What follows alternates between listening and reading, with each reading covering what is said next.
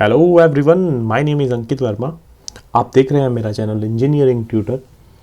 आज हम एक नई लेक्चर सीरीज स्टार्ट करने जा रहे हैं इंजीनियरिंग मैथमेटिक्स के ऊपर।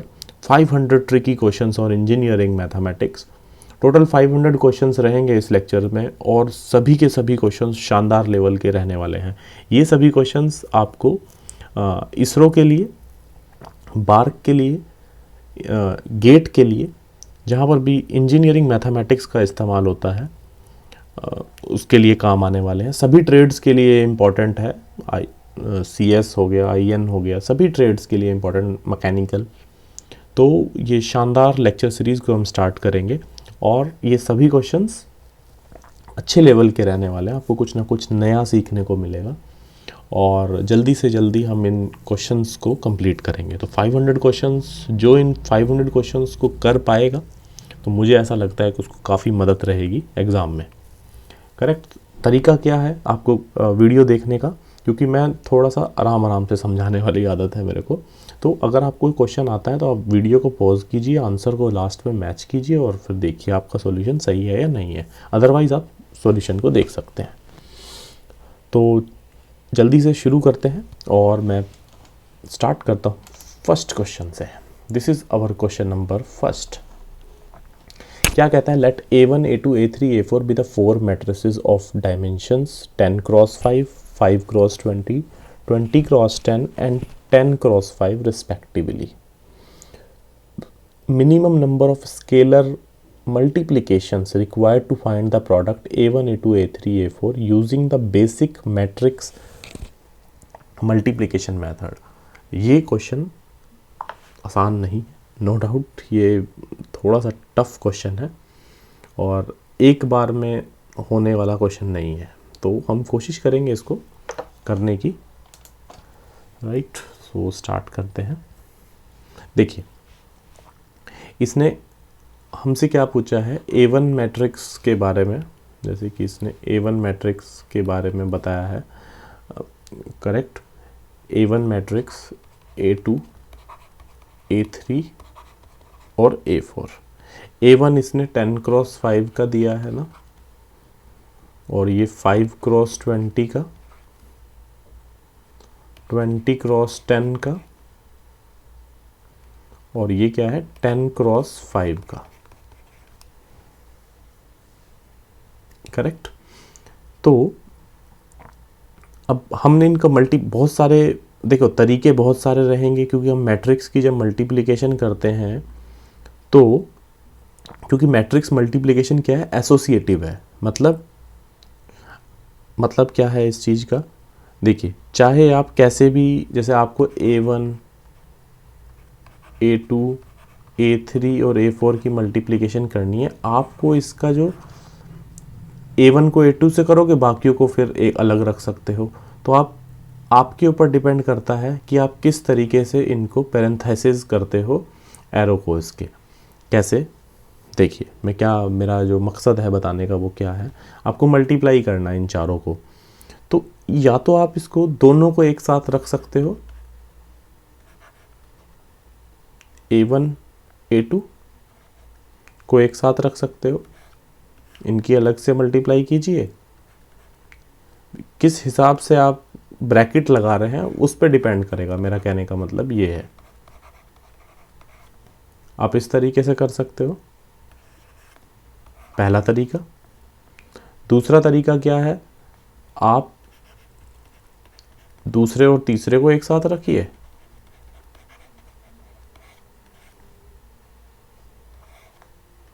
और लास्ट में फिर A4 से मल्टीप्लाई कर दीजिए।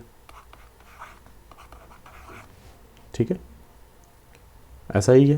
पहले और दूसरे को रख लीजिए, लेकिन ऑर्डर यही रहेगा, और एक साथ करके A4 को ऐसे रख दीजिए, मल्टीप्लाई कर दीजिए। ऐसा कर सकते हैं। या आपने दूसरे तीसरे को कर दिया, पहले दूसरे को कर दिया, आप तीसरे चौथे को भी एक साथ कर दीजिए, क्या दिक्कत है?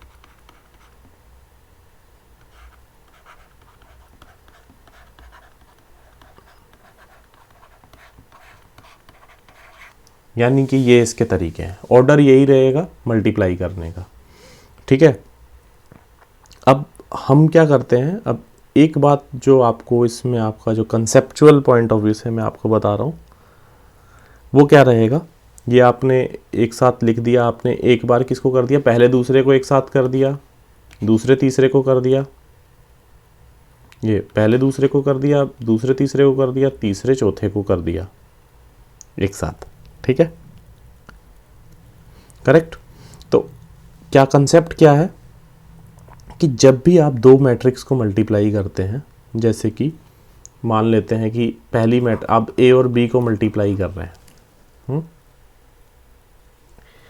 ए और बी को मल्टीप्लाई कर रहे हैं, ए जो है एल क्रॉस एम है मान लेते हैं, और बी क्या है, एम क्रॉस एन। तो ये मल्टीप्लिकेशन पॉसिबल है, इसकी है, क्योंकि जब ये और दोनों बराबर रहते हैं तो इसकी मल्टीप्लिकेशन पॉसिबल है, यही हमें पता है।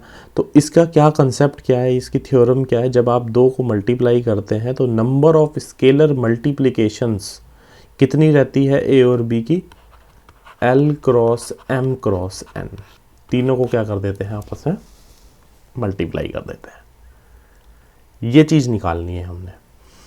तो ऑब्वियसली इसको सभी के लिए हमें अलग अलग करके देखना पड़ेगा। इसमें जो चारों मतलब अलग अलग जो भी सबसे ऑप्शन है, मैंने तभी कहा कि क्वेश्चन आसान नहीं है ना। तो आपको कहने का मतलब क्या है कि तीनों को क्या करना होता है, मल्टीप्लाई करना होता है। तो जैसे कि अब मैं इसमें क्या लेके चलता हूँ, अपना मल्टीप्लिकेशन लेके चलते हैं, करेक्ट। किसका, इसको देख लेते हैं एक बार, सबको आपको करके देखना पड़ेगा। और ये गेट का ही क्वेश्चन है, ये मैंने नहीं बनाया क्वेश्चन, बट मैं ये नहीं कह रहा कि क्वेश्चन ये दोबारा आए या मैकेनिकल वालों को आए, सिविल वालों को आए। मेरा मेन मोटिव है इस कंसेप्ट को बताने का आपको। तो मैं मान लेता हूँ इस वाले केस को लेके देख लेते हैं, और आप बाकी दूसरे केसेस को भी करके देखना, आपका आ जाएगा। मैं एक केस को इसको करके देखता हूँ और आपको बताता हूँ। किसको,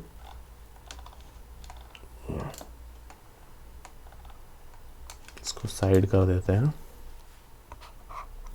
कौन सा केस करने वाले हैं हम, जो हमने A2 और A3 को एक साथ लिया था, है ना, करेक्ट।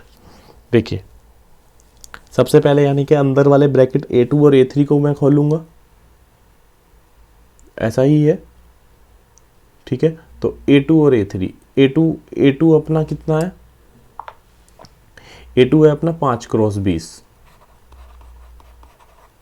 और A3 कितना दिया है, 20 क्रॉस 10। तीनों को मल्टीप्लाई करोगे 5 गुना 20 गुना 10 आ जाएगा। कितना आ गया इसका, 200 200 पंजे कितना हो गया, 200, सॉरी 100 इंटू 10, 1000। क्लियर, ये तो इसके लिए हो गया। मतलब अगर आप A2 और A3 को करते हैं एक साथ, यानी कि 1000, तो इसका हो गया A2 और A3 का। अब A2 और A3 में A2 और A3 की एक मैट्रिक्स बन गई है। तो अगर आपसे कोई ये पूछता है कि A2 और A3 की कितने की मैट्रिक्स बनी है, ये 5 क्रॉस 20 का या 20 क्रॉस 10 का, तो आंसर क्या रहेगा, 5 क्रॉस 10 की ये मैट्रिक्स बनेगी। 20 क्या हो जाता है, गायब हो जाता है। ये कंसेप्ट है, शायद आपको आइडिया होगा इस चीज़ का, ठीक है। तो मैट्रिक्स क्या बनेगी, 5 क्रॉस 10 की बनेगी। अब मेरे को क्या करना है, अगला स्टेप, यानी कि मेरे को इसकी मैट्रिक्स पता लग गई है, और नंबर ऑफ वेज कितने आ गए, 1000 आ गए हैं। इसको अभी अलग रखते हैं।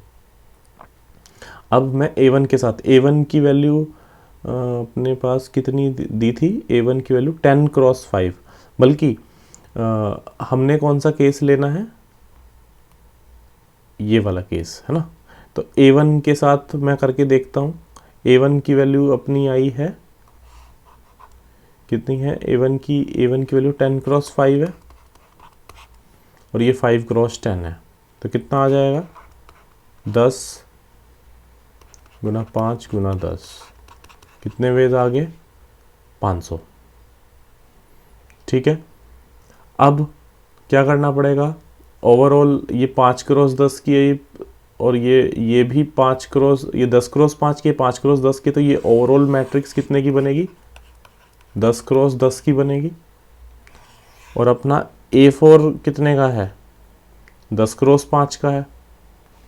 तो ये अंदर वाली मैट्रिक्स 10 क्रॉस 10 की बनी है, और A4 के साथ मैं मल्टीप्लाई कर रहा हूँ, वो कितने की बनी है? 10 क्रॉस 5 की बनी है। तो इनका क्या रहेगा? 10 क्रॉस 5 रहेगा। ठीक है, बीच वाला एक साथ एक हो गया, तो ये कितना हो गया? 500 ये हो गया। तो कितना आंसर आ गया? ये 2000 हो गया। एक केस और लेके देखता हूँ मैं, सभी करके देखने पड़ेंगे, है ना, और वो मैंने इसलिए पहले कैलकुलेट करके रखा हुआ है। अब मैं एक और केस लेके दिखाता हूँ आपको। अगर मैं फिर रिपीट कर रहा हूँ इस चीज़ को, क्वेश्चन लेंथी है बट कंसेप्चुअल है, करेक्ट। अब मैं एक केस लेके चलता हूँ जो A1 क्रॉस A2 A3 एक साथ मल्टीप्लाई, जो हमने लिया था एक केस, इंटू A4। तो यानी कि पहले A2 और A3 तो मैंने इस वाले पार्ट में भी किया था। कितना आगे थे नंबर ऑफ केसेस? A2 और A3 को मल्टीप्लाई करके 1000 आए थे, याद होगा आपको, है ना। 1000 केस आए थे, तो वो तो मैंने अलग लिख दिया। और A2 और A3 जो है अपना, जब हमने मल्टीप्लाई किया तो कितने की आई थी मैट्रिक्स? 5 क्रॉस 10 की। और A4 कितने की? अब मैं इसके साथ मल्टीप्लाई कर रहा हूँ। A4 है 10 क्रॉस 5 की। तो इनको मल्टीप्लाई करके कितने केसेस आएंगे? 5 क्रॉस 10 क्रॉस 5।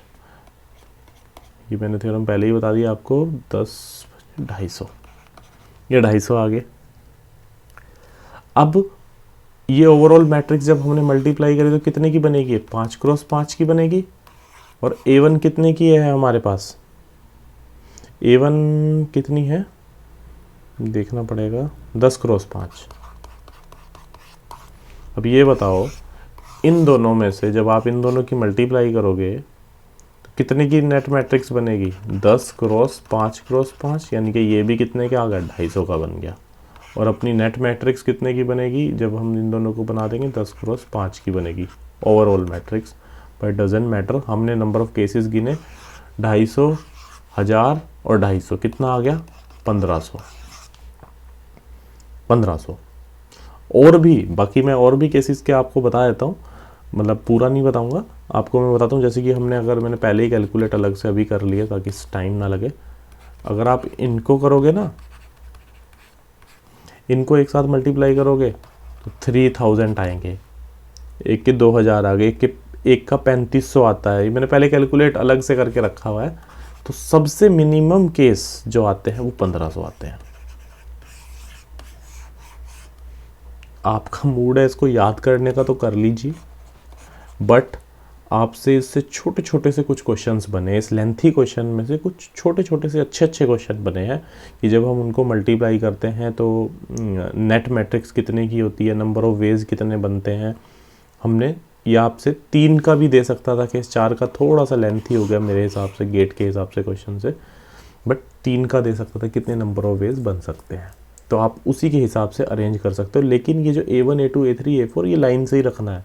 ये नहीं कि A4 पहले लिख दिया A3, ये कोई प्रोबेबिलिटी नहीं चल रहा है, अदरवाइज वो मल्टीप्लाई नहीं होगा। मल्टीप्लाई तभी होता है L क्रॉस M, और जब दूसरी मैट्रिक्स अपनी M क्रॉस P हो तभी होता है। ठीक है,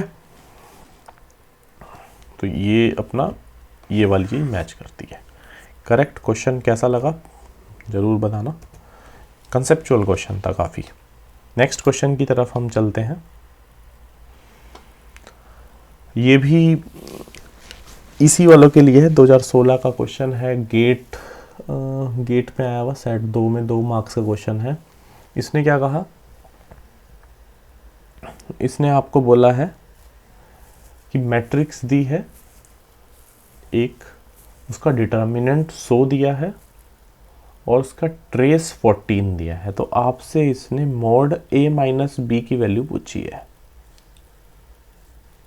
करेक्ट, ये वाली वैल्यू पूछी है इसने। ठीक है, डिटर्मिनेंट की वैल्यू 100 दी है, और ट्रेस की वैल्यू, मतलब ट्रेस का मतलब क्या होता है? डायगोनल एलिमेंट्स का सम। डायगोनल एलिमेंट के सम को ट्रेस बोलते हैं। इतना तो मैंने आपको क्वेश्चन पढ़ के ही बता दिया। ठीक है, वो वैल्यू दे दी है 14 डिटर्मिनेंट दे दिया है ए बी। ठीक है, तो इसका मैं आपको कर देता हूँ सॉल्व।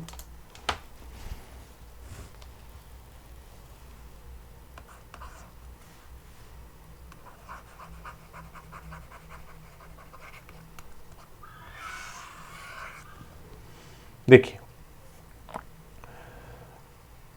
डिटर्मिनेंट कितना दे दिया है, इसका 100 दिया है, ट्रेस दिया है,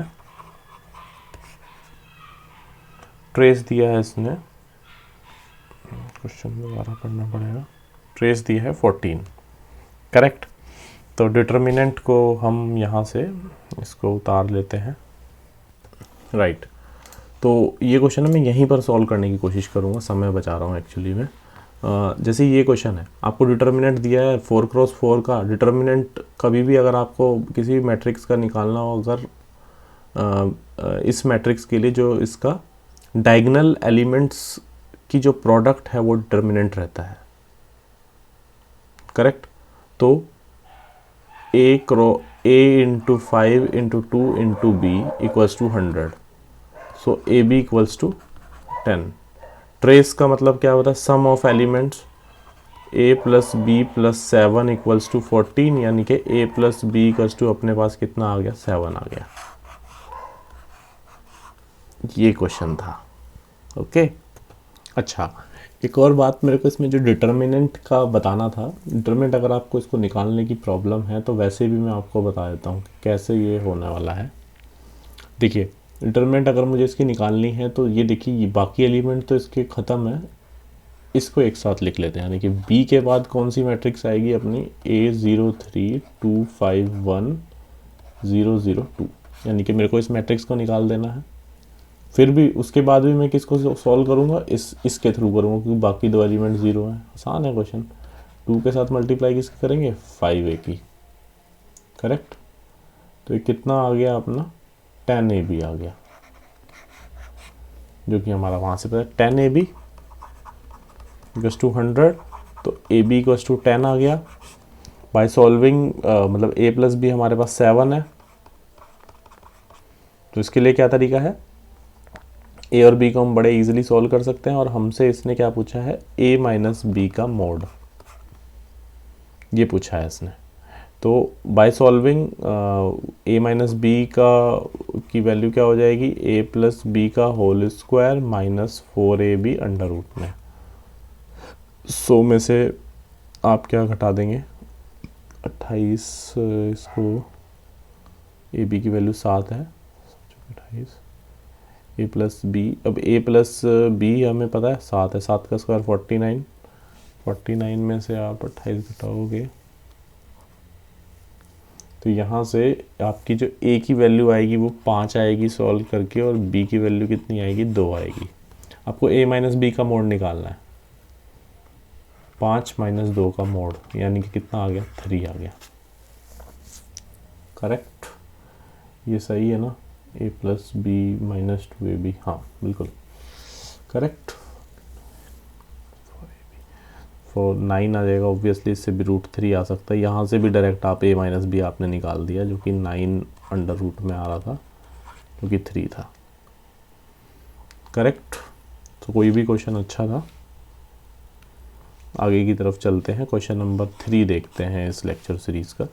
if the vector e1 e2 vector form में दिया है, form an orthogonal basis of the 3 dimensional real space R3। Okay, इस तरह से दिया है। Then the vector u 4 3 minus 3 can be expressed as, आप इसको किस तरीके से निकाल सकते हैं। देखिए कोई भी वेक्टर को अगर आपको e1 e2 और e3 के फॉर्म में निकालना है तो उसके साथ के जो पैरामीटर्स हैं वो आपको पता होना चाहिए। तो मैं इसको सॉल्व करता हूँ।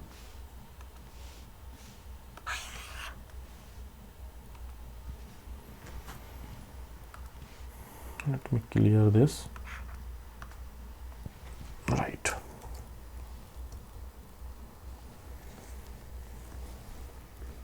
जैसे कोई भी आपको इसमें क्वेश्चन में दिया है, कोई भी आपका U मैट्रिक्स है जो कि E1 E2 E3 से मतलब डायरेक्टली है, तो आप एक तरह से कैसे कर सकते हैं इसको,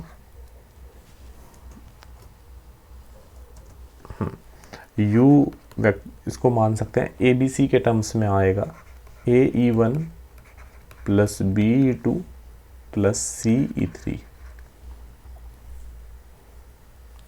करेक्ट। आप इस तरीके से इसको मान सकते हैं, आप इसमें निकाल सकते हैं। अब पहली बात क्या है, आपको जो वेक्टर दिए हैं कौन से दिए हैं, जैसे कि आप देख सकते हैं यू की जो वैल्यू दी है इसने, ये क्या दी है 4 3 -3, और जो तीनों वेक्टर्स दिए हैं 1 0 2 0 1 0 -2 0 1 दिया है, मतलब E1 E2 E3 की वैल्यू दी है हमें, करेक्ट, सही है, राइट। तो जैसे मैंने बताया, इसको दो तरीके हैं इसके आसान तरीके से हम कर लेते हैं। देखो मैं यहीं कर देता हूँ क्वेश्चन को।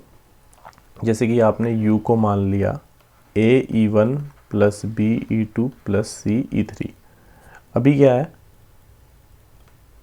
u आपको दिया है 4 3 -3 बराबर a इंटू E1 की वैल्यू 1 0 2 दी है, b की वैल्यू क्या दी है 0 1 0 दी है, प्लस c की वैल्यू -2 0 1 दी है। अभी क्या करना होता है, पहले वाले से मल्टीप्लाई कर दो और इसका पहला लिख दो, यानी कि a -2c ये आ गया, 3 बराबर कितना आएगा b, मतलब क्या करना है बीच वाले की मल्टीप्लाई कर रहे हो आप सभी की अब, और अब तीसरे वाले की 2a ये वाला 0 हो जाएगा, प्लस c ये -3 के बराबर है। इन दोनों को सॉल्व करो, इन दोनों को सॉल्व करोगे तो a की वैल्यू आएगी -2/5, और b की वैल्यू तो 3 निकाल दी, और c की वैल्यू आएगी -11/5। यहाँ पर रख दो बस। कौन सा ऑप्शन है, डी ऑप्शन है,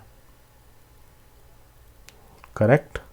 सभी के सभी क्वेश्चंस इस लेवल के होने वाले हैं पूरी लेक्चर सीरीज में। तो मेरा मेन मोटिव यही है कि ट्रिकी क्वेश्चन कराए जाएं जिसमें आपको कुछ फ़ायदा हो। आप कहते हैं तो अब आगे की साइड चलते हैं। 4 matrix of same dimension m and n and scalar c, which one of these properties does not always hold? does not always hold इसने बोला है, ये वाली प्रॉपर्टी है for matrix of same dimension, correct. c इसका scalar है। देखो कभी भी जो मुझे यहाँ से, क्योंकि एक नंबर का क्वेश्चन है इसलिए चलो जल्दी हो जाएगा, कभी भी मैट्रिक्स जो होती है कम्यूटेटिव नहीं होती है जनरली। तो ये मेरे को दिखते सारा ऑप्शन, मैं बाकी को नहीं बता रहा हूँ, लेकिन ये नहीं हो सकता, डज नॉट ऑलवेज होल्ड। ये फिर भी हो सकते हैं लेकिन it is not commutative in general. इस कारण से जो ऑप्शन मेरे हिसाब से answer will be D. Okay, अब ये क्वेश्चन है, ये भी इसी में आया हुआ क्वेश्चन है। सभी शानदार क्वेश्चन आते हैं इसी में ना। ये स्केच सही है या, एक मिनट, ये बेटर है। Okay, consider the matrix. ओहो गजब मैट्रिक्स है, राइट। ये मैट्रिक्स दी है, पढ़ भी नहीं सकते हैं, अजीब सी मैट्रिक्स है, बहुत बड़ी है, ठीक है। इसने क्या कहा, is which is obtained by reversing, कैसे मिलती है, reversing the order of the column of the identity matrix I6। ये वैसे तो देखो इसके जो डायगोनल मैट्रिक्स हैं ये सब आइडेंटिटी मैट्रिक्स सब एक है, this is identity matrix, correct. और 6 एलिमेंट्स हैं तो I6 बोला है, और ये वैल्यू क्या है, P = I6 + alpha J6, correct. ये है अपनी where alpha is a non-negative real number, the value of the alpha for which determinant of p is 0. मतलब डिटर्मिनेंट की वैल्यू क्या है, 0 है, अल्फ़ा की वैल्यू मेरे से इसने पूछी है, दैट विल बी पॉजिटिव। तो मुझे इसका डिटर्मिनेंट निकालना है। अच्छा, पहला अगर मैं इसमें केस लूँ, जैसे ये तो कोई भी हम ले सकते हैं अपने हिसाब से, कोई भी वैल्यू ले सकते हैं, 2 नंबर लेके चलो, 4 नंबर लेके चलो, तो उसी के हिसाब से हम फिर हेल्प कर सकते हैं 6 के लिए। सबसे पहले मैं इसको ऐसा मान लेता हूँ, क्योंकि ऐसे क्वेश्चन ये होगा नहीं, मैं आपको बताऊँ। मान लेते हैं p बराबर, क्योंकि दोनों बराबर है ना, i2 मान के चलते हैं। मतलब i2 का मतलब क्या होता है,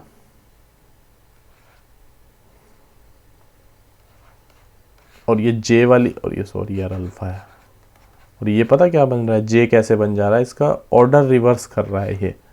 मतलब ये है इसका मतलब, ये डायगोनल को इधर पहुंचाने का मोड है इसका, ये j है बस, और कुछ नहीं बोला इसने क्वेश्चन में।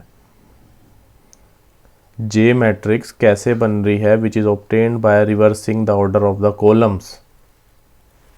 करेक्ट, इनका कॉलम्स का देखो ऑर्डर कैसे रिप्लेस कर दिया, इसको कॉलम को 0 1 फिर नीचे 1 0, इसे तो कहते हैं रिवर्स करना।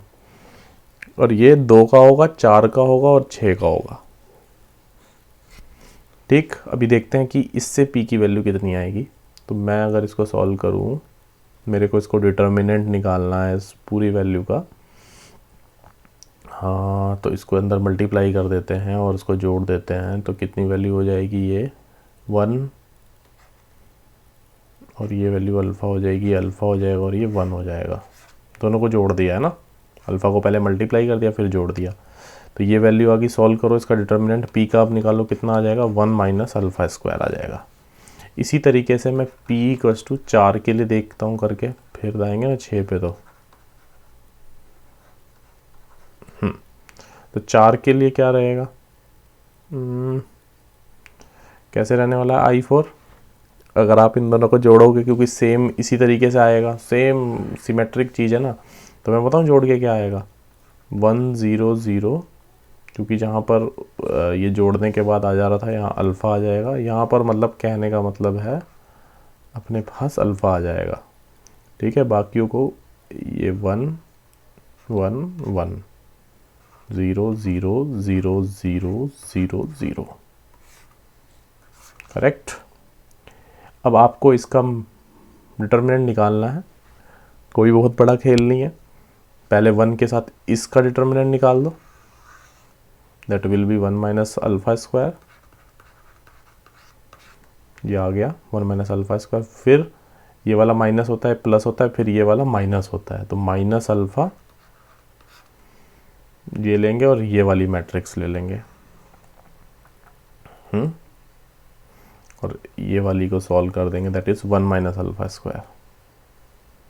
कमाल का क्वेश्चन है।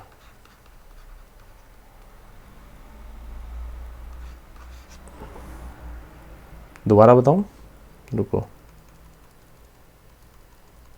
जिसको जल्दबाजी हो वो यार स्किप कर सकता है, नो डाउट, हथियार आपके हाथ में है। अगर आपको इसका डिटर्मिनेंट निकालना होगा तो क्या करोगे, इसको सॉल्व करोगे 1 इंटू दिस, और इसको सॉल्व करोगे तो मेरे को साफ दिख रहा है, क्योंकि मैं इसके अबाउट करूँगा, क्योंकि 2 एलिमेंट 0 है, तो 1 माइनस अल्फ़ा स्क्वायर हो गया। तो ये वाला तो सीधा सीधा 1 माइनस अल्फ़ा स्क्वायर हो गया। फिर ये तो 0, ये भी 0, लेकिन ये तो आएगा ना, इसके लिए नेगेटिव, इसके लिए प्लस, फिर नेगेटिव माइनस अल्फ़ा। अब यानी कि ये वाली मैट्रिक्स लूँगा मैं। स्केच बदलें क्या, ये वाली मैट्रिक्स।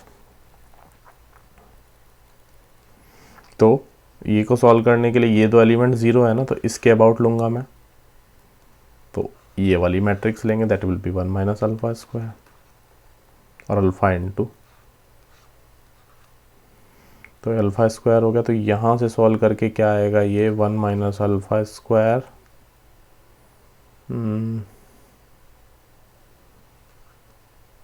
माइनस अल्फ़ा, तो ये अल्फ़ा स्क्वायर हो गया, और ये प्लस अल्फ़ा की पावर 4 हो गया। तो ये 1 माइनस ये क्या वैल्यू आ जाएगी alpha square minus 2 alpha square, तो इसको मैं अल्फ़ा स्क्वायर की पावर -1 का स्क्वायर भी लिख सकता हूँ, बल्कि अल्फ़ा स्क्वायर नहीं 1 माइनस अल्फ़ा का होल। क्या आएगी वैल्यू, इसको सॉल्व करके क्या आएगी 1 माइनस अल्फ़ा स्क्वायर का होल स्क्वायर। करेक्ट, खिचड़ी तो नहीं हो रही है ना, समझ रहे होंगे बात को। ठीक है, नेक्स्ट क्वेश्चन में मैं वाइट बोर्ड पे बता दूंगा 1 माइनस अल्फ़ा स्क्वायर। ये मैंने क्या बताया, एक चीज़ समझ आई है, जब सिंगल P2 लिया था मैंने, मतलब I2 लिया था, तब ये अल्फ़ा स्क्वायर आता, 4 लिया तो स्क्वायर आ रहा है। अब क्या आएगा 6 में, सीधा सीधा बताओ, क्यूब आएगा, सिंपल सी बात है। यानी कि क्या आएगी अब वैल्यू, मतलब अगर मैं 6 लूँगा सारी वैल्यू, यानी कि P इक्वल्स टू अगर मैं I6 प्लस अल्फ़ा J6 लूँगा, तो सीधी सीधी वैल्यू दिमाग लगा के हमने मोड ऑफ P निकाल दिया 1 माइनस अल्फ़ा स्क्वायर का क्यूब। करेक्ट, और ये डिटर्मिनेंट इसने 0 दे दिया है, यानी कि 1 माइनस अल्फ़ा स्क्वायर की वैल्यू 0 दे दी है, और ये नॉन नेगेटिव नंबर बोला, यानी कि अल्फ़ा स्क्वायर बराबर 1 आ गया, अल्फ़ा की वैल्यू प्लस माइनस 1 आ गई, लेकिन इसने नॉन नेगेटिव बोला है, so alpha will be 1। This is our answer. So ये क्वेश्चन ऐसे होना था। अगर आपको इसको उस तरीके से करना तो आप डायरेक्ट भी कर सकते हो, उसको अल्फ़ा मल्टीप्लाई जे, ये तो जे है, इसके साथ अल्फ़ा की मल्टीप्लाई करो, यानी कि सब अल्फ़ा हो जाएंगे, है ना। ये वाली वैल्यू पूछी है ना इसने, प्लस इसके साथ क्या जोड़ दोगे 1 0 0 0 0, ये जोड़ दोगे, राइट। तो इस तरीके से भी आप इसको कर सकते हो, फिर उसे सॉल्व करो, राइट। लेकिन ये वाला तरीका I think one of the best तरीका है जो मैंने आपको बताया। और एक बार देखो, ये सब प्रैक्टिस के ऊपर डिपेंड करा, एक क्वेश्चन पहले मेरे को ये अलग से करना पड़ता है तभी होता है। ओके, चलें आगे। क्वेश्चन नंबर 6 देखते हैं। क्वेश्चन नंबर 19 है ये, इसका हमारा लिए क्वेश्चन नंबर क्या है, ये 6 है। In the matrix, this one of the eigenvalue is 1, the eigenvector corresponding to the eigenvalues 1 are, eigenvector मुझे निकालना है in the form of alpha, इसने पूछा है। ओके, तो चलिए मान लेते हैं x क्या है, इसका आइजन वेक्टर है जो हमें निकालना है, x be the eigen vector, eigen vector जो बोलना है आपको, जो मर्जी बोल दो, ठीक है। कॉरस्पॉन्डिंग आइगन वैल्यू कितनी है, लैम्डा की वैल्यू कितनी है, 1 है। तो इसका क्या ट्रिक है, अगर आपको नहीं पता तब भी बता देता हूँ, ax equals to lambda x.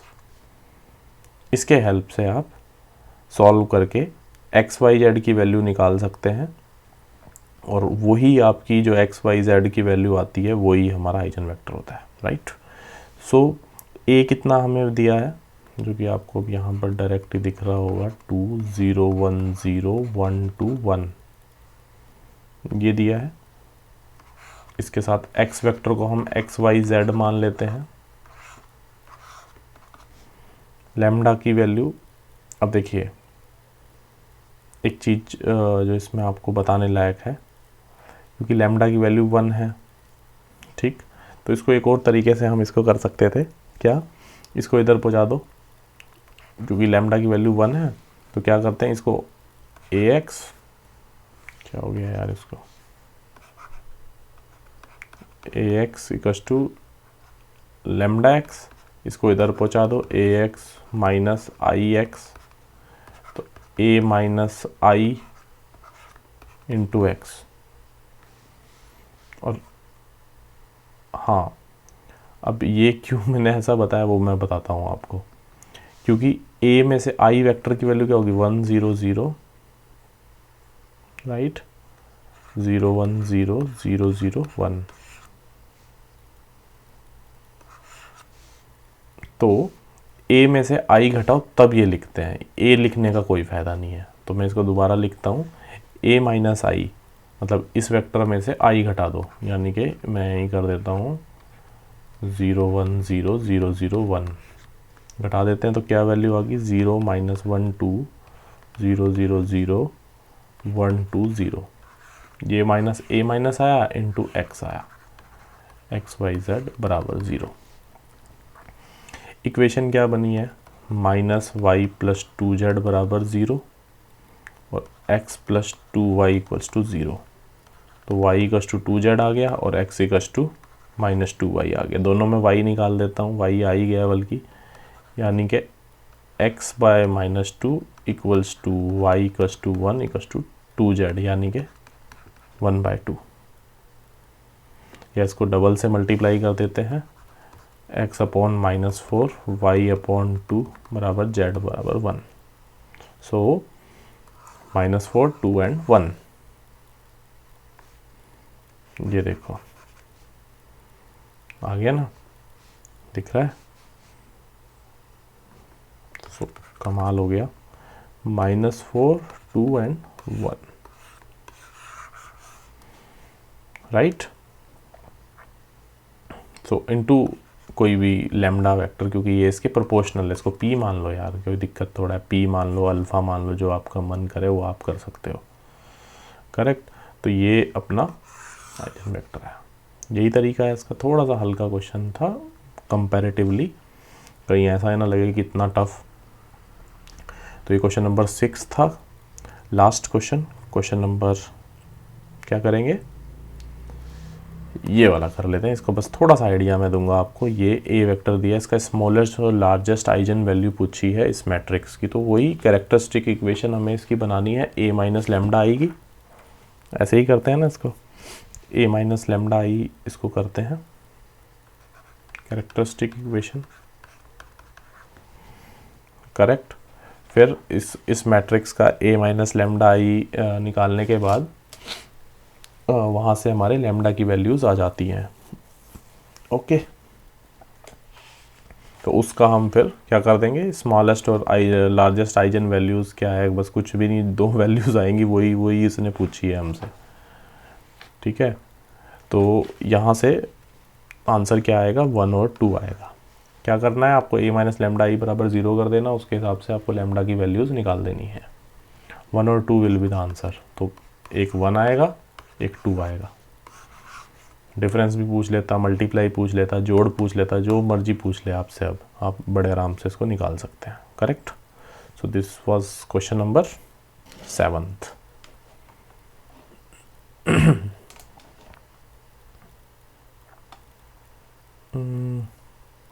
Yes, question number 8 देखिए। ये ए मैट्रिक्स दी है इसने पूछा है product of non zero eigen values of the matrix. ये अब आपने खुद करना है, ठीक है। ये आपके लिए होमवर्क रहेगा, ये लास्ट क्वेश्चन है, क्वेश्चन नंबर 8। लेक्चर काफ़ी लेंथी हो गया है, आप कमेंट करके इसका आंसर बताइएगा। इसका हिंट मैं ज़रूर आपको दूंगा, मतलब कभी भी आपको डेफिनेशन क्या है आइजन वेक्टर की, मैं आपको कंसेप्ट बताता हूँ यार, रटना तो अलग सीन है। A x equals to lambda x, correct. तो इसके हेल्प से आपकी इक्वेशंस आएंगी, x1 x2 x3, जो अगर आप जो भी ये कितने का वेक्टर बना है, आई थिंक 5 1 2 3 4 5 5 क्रॉस 5 का है ना, ठीक है। तो x1 x2 x3 x4 और x5 मान लोगे आप x को, तो यहाँ से आपकी ये वैल्यूज़ आएंगी। एक बार आप लैम्डा को नॉन ज़ीरो मान के चलना, एक बार लैम्डा को ज़ीरो मान के चलना, ठीक है। तो आपकी अलग अलग वैल्यूज़ आने वाली हैं इसके लिए, और आपसे इसने इसका क्या पूछा है, प्रोडक्ट पूछा है, तो वो आप बड़े आराम से निकाल दोगे, ठीक है, ओके। तो प्रोडक्ट इसका आप कमेंट करके बताइएगा ज़रूर, करेक्ट। और अगर कोई कमेंट से मेरे को दिखेगा कि यार काफ़ी कम लोगों से ये हुआ है, तो हम इसको कर देंगे, ठीक है। बाकी ये सब क्वेश्चंस नेक्स्ट लेक्चर में लेके चलते हैं। टोटल 8 क्वेश्चन हमने इसमें करा दिए हैं और सभी के सभी क्वेश्चंस बहुत शानदार लेवल के थे। मैट्रिक्स और डिटर्मिनेंट के क्वेश्चंस मैंने कराए हैं और सभी ट्रेड्स के लिए इम्पॉर्टेंट है ये। ठीक है, मैं ये नहीं कह रहा कि सभी के सभी क्वेश्चंस वैसे तो गेट में आए हुए हैं, लेकिन इसका कंसेप्ट ज़रूर आ सकता है हर जगह। राइट, तो लेक्चर कैसा लगा प्लीज़ कमेंट करके बताइएगा। नेक्स्ट लेक्चर में मिलते हैं कुछ इसी तरह के शानदार क्वेश्चंस के साथ। सो लेक्चर को आप ज़्यादा से ज़्यादा शेयर कीजिए। बहुत बहुत धन्यवाद।